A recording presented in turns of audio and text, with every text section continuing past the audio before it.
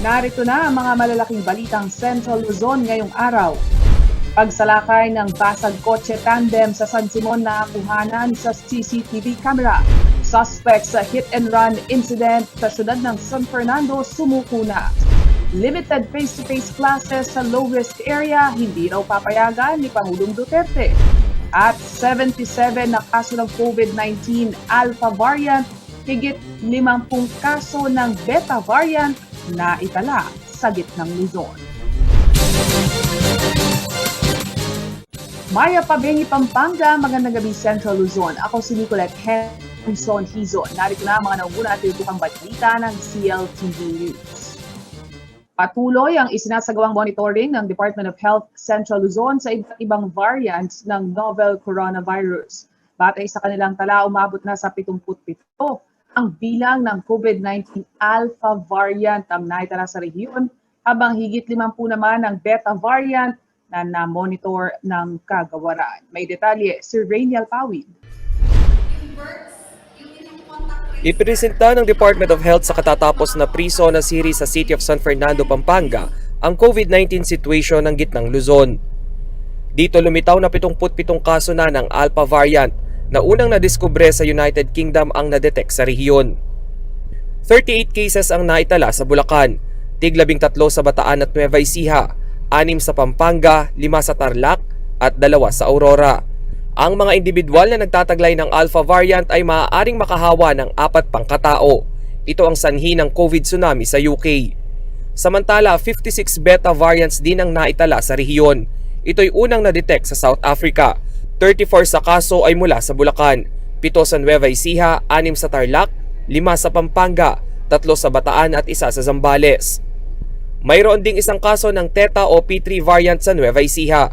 Una na ring nilinaw ng DOH na wala pang nakapapasok na Delta variant sa gitnang Luzon. Ito'y 60% more transmissible kumpara sa Alpha variant. Ang isang taong may Delta variant posibleng makahawa ng 8 iba pa. Kaya naman ang Department of Health Central Luzon nananawagan ng micro-COVID response approach. Ibig sabihin mas paigtingin ang surveillance sa kada baryo o barangay. Yung births, yung inyong contact tracer, ihahanapin kagad yung mga contacts ng positive. And this is part of our assessment. Rainiel Pawid, CLTV News.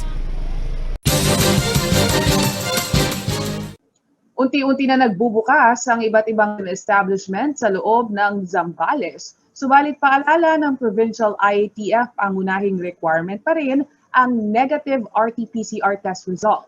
Sa oras naman na magpositibo sa coronavirus sa mga outsider o hindi residente ng probinsya, direkta silang dadalhin sa designated COVID-19 hospitals ng lalawigan.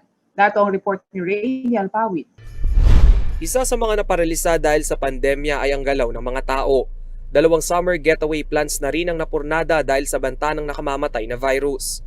Sa pre-SONA event sa City of San Fernando, Pampanga, nilinaw ni Zambales Governor June Ebdane na unti-unti na silang nagbubukas para sa mga outside tourists. Ito ang mga turistang mula sa labas ng lalawigan. Pero giit niya hindi pa tapos ang pandemya, kung kaya't pangunahing requirement upang ma-enjoy ang mga naggagandahang resort at dagat sa probinsya ay ang pagpapakita ng negative RT-PCR test result. Kalakip niya ng pre-booking sa mga pupuntahang tourism establishment. Kailangan bago ka papasok ay meron ka mo ng coordination doon sa pupuntahan mong destination. And see to it that you have been examined. Ayon kay Ebdane, nagtalaga na rin umano sila ng antigen testing area sa kanilang mga border. Maaaring dito na magpa-test ang mga nais pumasok ng lalawigan. Ang sino mga outsider o hindi residente ng Zambales na magpupositibo sa loob ng probinsya ay kinakailangan direktang dalhin sa kanilang designated COVID hospital. Kung nag-positive sila, whether they like it or not, we will have to bring them to our provincial hospital, which we have designated as the solely indicated hospital. Kahit kanya gusto nilang umuwi sa kanila, hindi na namin sila papayagan umalis para hindi na maka-infect ng iba. Base sa latest COVID tally ng Zambales, 3,170 na ang kumpirmadong kaso sa lugar. 612 ang active cases, 70 ang namatay at 2,487 ang gumaling na. Rainiel Pawid, CLTV News. 160 jeepney driver at operators ang nakibahagi sa libreng sakay program na inilunsad para sa mga medical frontliners sa Bulacan. Bawat ospital sa probinsya ay may itatalagang mga jeep upang maghatid sundo sa mga medical frontliner. Ayon sa samahan ng mga tsuper at operator, isa itong pasasalamat sa mga medical frontline workers na 24/7 ang serbisyo upang tugunan ang ating mga kababayang tinamaan ng COVID-19.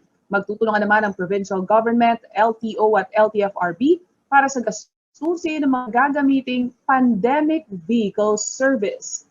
Isa sa mga dahilan ng libreng sakay program ay upang hindi na makaranas ang diskriminasyon ng mga frontliner tuwing sasakay ng public transportation. Paniniwala raw kasi ng ilang pasahero otomatikong carrier ng virus ang mga medical worker. Mabisa rin umano itong paraan upang maibsan ang dagdag alalahanin ng mga nagtatrabaho sa mga pagamutan kaugnay ng kanilang guguguling oras sa transportasyon. Sa pagbabalik ng CLTV News, limited face-to-face classes sa low-risk area, hindi raw papayagan ni Pangulong Duterte. Angeles City Mayor Carmelo Lazatin Jr. muling tatakbo bilang alkalde sa 2022 elections. At Mayor Lazatin, City Administrator Willie Rivera nananatiling magandang relasyon sa kabila ng planong pagtakbong alkalde ni Councilor Amos Rivera. Magpabalik ang CLTV News.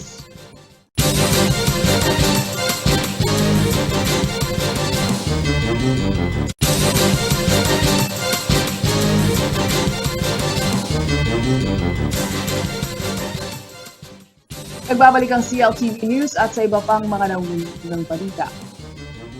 Hindi na raw nagiging madali para sa ilang mga magulang ang umiiral na distance learning program ng Department of Education.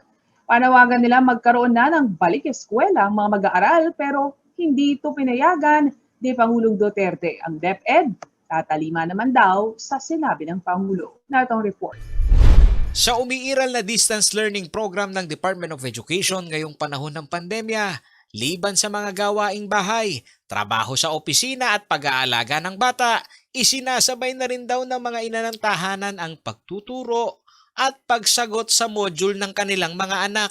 Si Marilu Supan na hindi rin nakapagtapos ng pag-aaral, nag-aalala sa mga naituturo at isinasagot niya sa module ng kanyang 3 anak dahil baka raw hindi na ito tama. Sila po tinatawag mag-module. Tapos po, ako po yung sumasagot. Kung si Marilu ang tatanungin ang tradisyonal na sistema ng pagpasok sa eskwela, ang pinapangarap niyang mangyari na muli. Gusto ko lang po yung face-to-face talaga. Nasa 4th quarter na ngayong buwan ng Hunyo ang school year 2020-2021. At gaya ng sitwasyon ng magulang na si Marilu na hindi sigurado kung may natututunan ang anak ay kabilang umano sa pinakikitunguhan naman ng Department of Education Region 3. Dahil kung ang pag-uusapan ay ang dapat, hindi umano si nanay ang sumasagot sa module. Once na nasagot naman po yan ng ating mga estudyante with the guidance, ayan po, no, with the guidance, hindi po ibig sabihin na ang magulang ang sasagot. Gagabayan lang po natin sila at kung meron po silang hindi naiintindihan na lesson ay tayo po ngayon ang magsisilbing guro para sa kanila. Explain po natin yung lesson at we hope na masasagot po nila yung mga activities bilang yun po yung assessment natin kung talagang naintindihan po nila yung specific lesson na iyon. Ayon sa Information Officer at nagpagsalita ng DepEd Region 3 na si Michelle Lacson, pagkatapos ng school year na ito, magkakaroon ng mas malalimang assessment ang kagawaran, gaya ng pagkolekta ng datos sa bilang ng mga estudyanteng nag-drop out sa kalagitnaan ng blended learning system na itinulak ng DepEd ngayong pandemic school year. Regarding dropout rate, hindi pa po natin ma-establish yan as of today because we have to wait for the end of the school year. Ang tinatawag na National Achievement Test o NAT na isang paraan ng observational information ng DepEd upang malaman kung may natututunan sa basic academic education, ang mga pumapasok sa pandemic school year ay pinag-aaralan pa umano kung papaano ito maitutulak. Sa pulong balitaan na nitong June 21, 2021 ng DepEd Central Office, sinabi ni Diosdado San Antonio, Undersecretary for Curriculum and Instruction, na mula sa pagtukoy sa mga kamalian sa mga printed module, inihahanda nila ang Digital National Achievement Test. And in terms of the systems assessment for the National Achievement Test, our Bureau of Education Assessment is busy exploring and testing some protocols so that we can also do a digital way to provide assessment for our learners. Pinag-iigihan na rin umano ng DepEd ang reklamo ng mga kamalian na naimprenta at naipamahagi sa mga learners. Ayon sa DepEd, higit 100 ang nakitang errors sa learning modules nitong unang quarter ng 2020 at mayroon pa rin umano silang nakitang mga kamalian sa pagpasok ng taong 2021. We hope to be able to create learning resources free from errors. I know that those of you who have been monitoring our performance in terms of the quality of learning resources have noted, as we have reported in other fora and even in previous press conferences, that yes, an error watch is there so that we can immediately address the errors being reported. And I'm glad to share that for 2020, during the first 3 months, there were 134 errors validated. But for 2021, in the first 5 months, there have been 24 errors validated. Sa pagpasok ng school year 2021-2022, ang mga petsang August 23, September 6 at September 13 ang pinagpipiliang opening ng klase. Sa pasya ng Pangulo na i-postpone muna ang limited face-to-face sa basic education kahit na sa mga itinuturing na low-risk area, ayon sa DepEd, tatalima sila sa kagustuhan ng Pangulo. Paulo G. Santos, CLTV News. Sa ibang balita, muling kakandidato para alkalde ng highly urbanized city ng Angeles, si Mayor Carmelo Pogi Lazatin Jr. Ito ang kinumpirma ng first-termer mayor sa CLTV News. Ayon kay Mayor Pogi, nakapag-usap na rin daw sila ni Pampanga Governor Dennis Pineda at kakandidato siya sa ilalim ng local political party na Kampilan. Taong 2013 nang maihalal bilang city councilor si Mayor Pogi Lazatin at noong 2019 ay tinalo niya sina dating Vice Mayor Brian Matthew Nepomuceno at former Clark International Airport Corporation President Alex Caugiran sa mayoral race ng lungsod. Kabilang sa mga landmark legislation ni Lazatin bilang isang konsehal ang regulation sa paggamit ng plastic bag, pagbabawal sa paggamit ng styrofoam at ang pamimigay ng libreng matrikula sa mga mag-aaral ng City College of Angeles. Si Mayor Carmelo Lazatin Jr. ay anak ni dating Angeles City Mayor at Congressman Carmelo Tarzan Lazatin Sr. at kapatid ni incumbent Pampanga 1st District Representative Carmelo John Lazatin II. At sa kaugnay na balita, wala raw magbabago sa relasyon ng pamilya Rivera sa angkan ng mga Lazatin sa lungsod ng Angeles. Ito ang pahayag ni Mayor Carmelo Pogi Lazatin Jr. matapos mag-anunsyo ng kanyang interes sa pagtakbo bilang alkalde si Councilor Amos Rivera, ang bunsong kapatid ni City Administrator Attorney Willie Rivera. Ayon kay Lazatin, malayo pa ang mismong araw ng pagsasamparang kandidatura kaya hindi pa rin umano matitiyak ang mga posibleng mangyari. May eksklusibong report si Paulo G. Santos. I cannot refuse itang call and the challenge para po tagal bilang maging mayor yung Pugen 2022 election.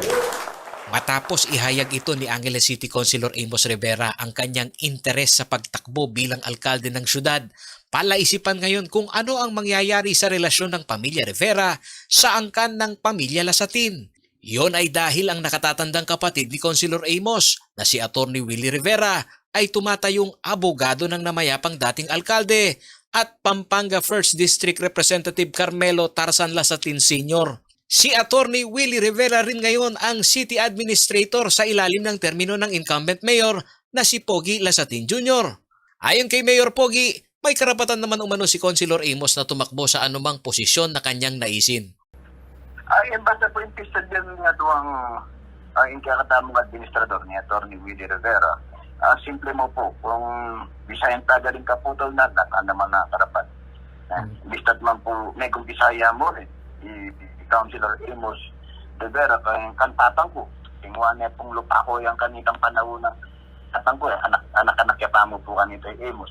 Bistat man po umpisa, ngayon po, buri nakatamo labanan. Pabrentaya po ketang buri na. Tingnan pong karapatan.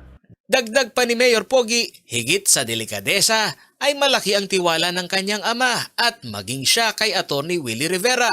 Kaya katwiran ni Mayor, hindi magiging dahilan ito para alisin niya sa kanyang lideratura ang kapatid ni Konsehal Amos Rivera. Gusto na pang gagawa ng administrador tamo, mayap niya po gagawan para sa syudad tamo.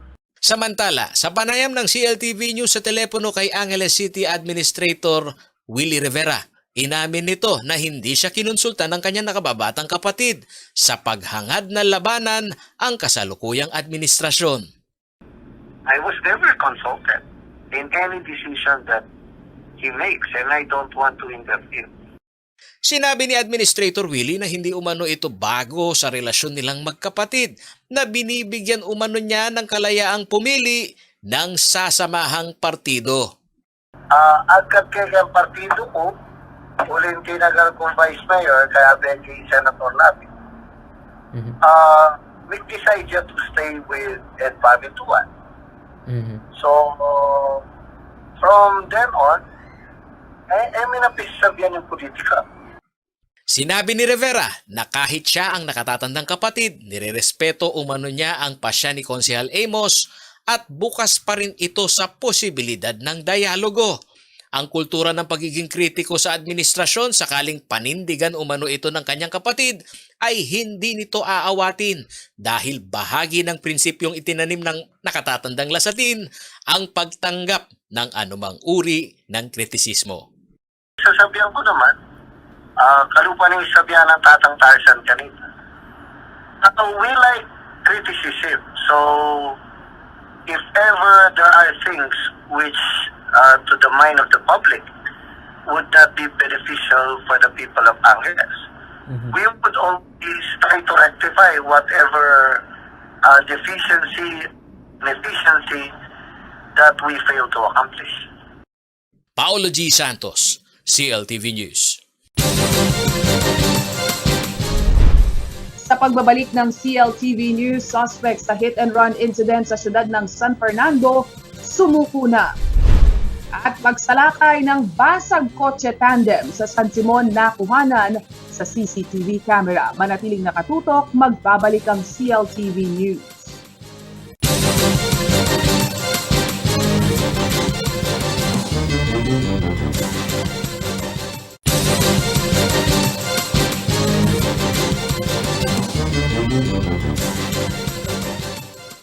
Nagbabalik ang CLTV News at sa iba pang mga nangunang balita. Sumuko na raw ang suspect sa hit-and-run incident sa siyudad ng San Fernando, Pampanga nitong June 21. Panawagan ng pamilya, hustisya at tulungan silang mapagamot ang kaanak na critical ngayon ang lagay sa ospital. May karagdagang detalye si Paulo Santos. Paulo. Nicolette, hawak na ng City of San Fernando PNP. Itong driver ng kulay gray na Toyota Hi-Ace van na may plakang NDB 4138. Nakinilalang si Arnold Angeles, 48 anyos at residente dito sa Ramar Village, Barangay San Agustin, sa naturang syudad. Sumuko ito, Nicolette, nitong umaga, June 23, sa Compact 1 ng PNP. Dala naman yung mismong unit na nakadisgrasya dito sa magkaangkas na rider ng Rusi. Ang nasawing si Glenn Jaime at ang critical ngayon sa ICU ng Jose Binlingad Regional Hospital na kinilalang si Lester Matic. Ayon na rin kay Police Lieutenant Colonel John Clark, ang hepe ng City of San Fernando, base sa inisyal na investigasyon, madaling araw ng June 21 sa kanto mismo ng Vitio Mico Street at area ng poblasyon sa Barangay Santo Rosario, syudad ng San Fernando, nangyari yung hit and run. Habang patawid ang magkaangkas na rider, patungo naman sa direksyon ng SFELAPCO. Sa lakas ng pagkakasalpok, Nicolette, dead on arrival sa ospital si Jaime habang critical hanggang sa kasalukuyan itong si Lester dahil sa tinamo nitong matinding tama sa ulo. Halos 2 araw din, Nicolette, itong inabot ng pagbabantay ng pamilya na kung saan talagang pinagtatahi-tahi itong kopya ng CCTV camera mula dito sa area ng Santa Rosario hanggang dyan sa magkakaratig na barangay tulad ng Magliman, San Isidro at Gawi dyan sa area naman ng San Agustin. Nicolette. Paulo, nasaan na ang suspect sa mga oras na ito at ano daw ang maaaring kaharaping kaso? Reckless imprudence resulting to homicide at serious physical injury ang posibleng kaharapin nito, Nicolette.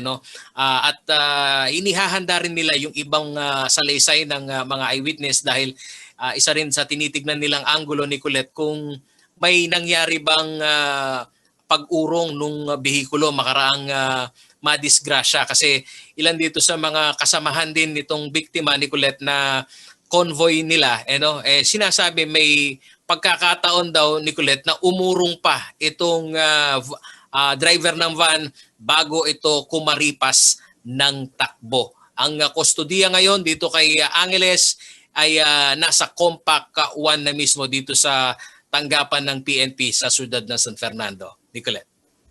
Maraming salamat, Paulo G. Santos, nag-uulat. Mga kababayan, mag-ingat po tayo ngayon at iwasan na mag-iwan ng mga mamahaling gamit sa inyong mga sasakyan dahil talamak na naman ang basag kotse modus ng pagnanakaw. Sa San Simon, Pampanga, nakuha na ng CCTV camera ang aktwal na pagsasagawa ng krimen ng 2 katao sakay ng motorsiklo. Narito ang report. Tila ordinaryong riders lang ang 2 ito nang tumigil sa kalsada sa barangay San Isidro, San Simon, Pampanga noong 2:00 ng hapon ng June 3, 2021. Bumaba ang angkas na lalaki at naglabas pa ng cellphone na para bang may kinokontak lang. Maya-maya pa ay lumapit na ito sa pulang kotse na nakaparada at mistulang ini-inspeksyon ito. Ito na pala ang simula ng kanilang modus sa katirikan ng araw. Ilang beses na nagpabalik-balik ang lalaki sa kaliwang bahagi ng sasakyan na tila ba'y natukoy na ang kanyang prospect. Maya-maya pa ay muli itong lumapit sa motor at nakipag-usap kunwari sa driver na akala mo'y nagtatanong lang ng direksyon o nakikipagkwentuhan lang. Matapos ang ilang segundo, ikinasa na ang kanilang masamang plano. Makikita sa video na pagbalik ng lalaki ay may hawak na itong handbag. Sumakay itong muli sa motor at saka umalis na animoy walang ginawang kasalanan. Ayon sa biktima na tumangging mapangalanan, nai-report na daw nila sa kapulisan ang insidente ngunit sadyang hindi malinaw ang kuha ng CCTV camera para maplakahan ng motor. Nangyari raw ito sa tapat ng kanilang workplace sa barangay San Isidro kung saan maraming mga factory at posibleng dumaan ng sospek sa area ng barangay Santa Monica.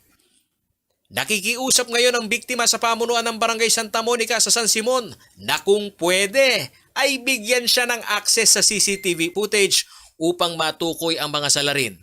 Dito lamang June 21, 3 insidente rin ng basag kotse ang naiulat sa iba't ibang lugar ng Pampanga, partikular na sa bayan ng Apalit, San Simon at siyudad ng San Fernando. Paulo G. Santos, CLTV News. At yan ang mga balitang nakalap ng CLTV News. Para sa karagdagang pandetalye, maaari niyong i-follow ang aming social media pages at CLTV36Official, at CLTV36News, at CLTV36. Kung nais nyo ang balikan ng mga programa ng CLTV, maaari niyong bisitahin ang aming YouTube channel at CLTV36Official at ang aming website www.cltv36.tv. Kasama ang buong puwersa ng CLTV News and Current Affairs. Ako si Nicolette Henson Hizon. Maraming salamat at magandang gabi.